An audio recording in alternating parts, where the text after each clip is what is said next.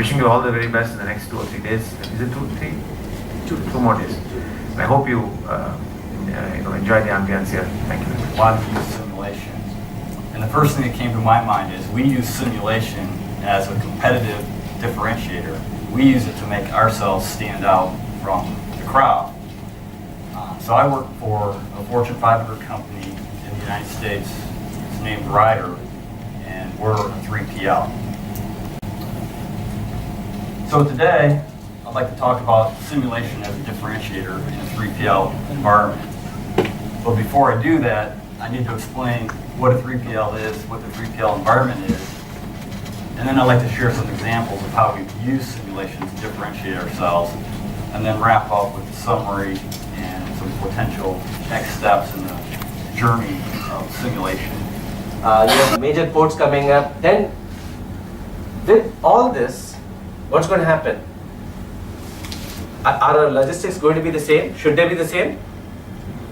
Or can they be different?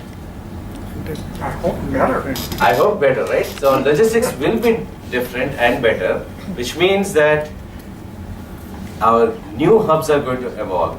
New logistic hubs are going to evolve. So if you look at it today, we did a study, and you find that there are different hubs of transportation, production, distribution that are evolving. All the red and green dots that you see are what you see how India is changing.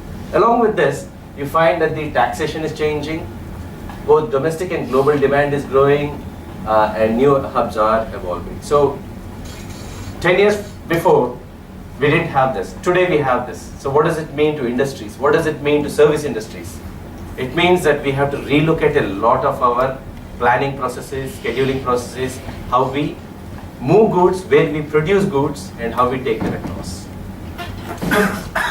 Basically, what is the simulation model that we're dealing with? Simulation models are of complex systems. They are dynamic in nature and consist of a lot of stochastic components in general, which we typically use to understand system behavior and evaluate various strategies for system operation. That's pretty much what you got. The role of simulation in semiconductor industry. I've been in this industry for over 20 plus years. It's been an interesting journey over the last 20 years because, in my opinion, it's one of the complex. It's got one of the most complex manufacturing. What I'm going to take the case is the problem of a supply chain where we have a retailer, distributor, manufacturer, and a supplier. Assume for the sake of simplicity, there is only one retailer in the system, and we have determined the policy parameters. Please note that I may use the word optimal policy parameters, which does not imply that I'm talking about optimal inventory policy.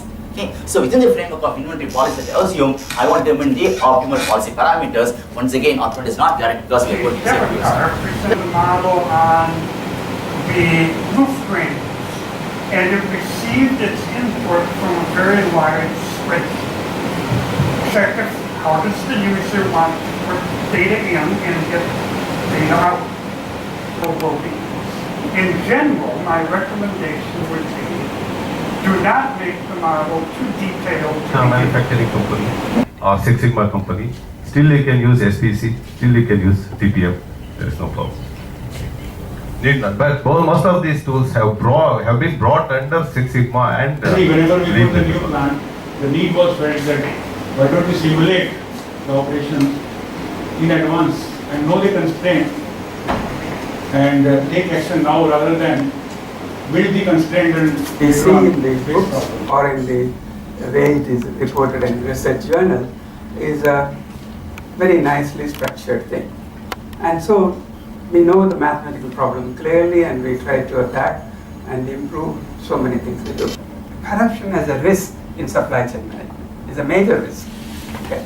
So corruption could be a very huge risk, and that's the reason it is important as a part of operation management. You should be studying corruption. No simulation software involved, just GA and PSO, etc. So maybe we can discuss those results. So you haven't actually had a chance to compare your Pure 6 performance with that is one line which we did not progress much on. We did a review of it initially, but we found this side more promising. Thanks for 2 good sessions. Just really good. I really enjoyed it. And I am Soumya. I am part of Department of Management Studies at IIT Madras, and my area of specialization is basically information systems.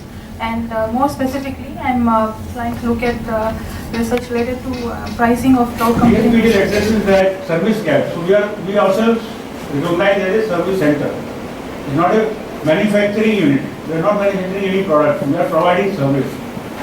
So it's a producer of steel and then final consumer. We are in between. Value addition intermediates for supply chain, strategy analysis, stocking, customization is the main thing. And all testing and delivery. Using MODAPS and Excel-based simulation in a service industry.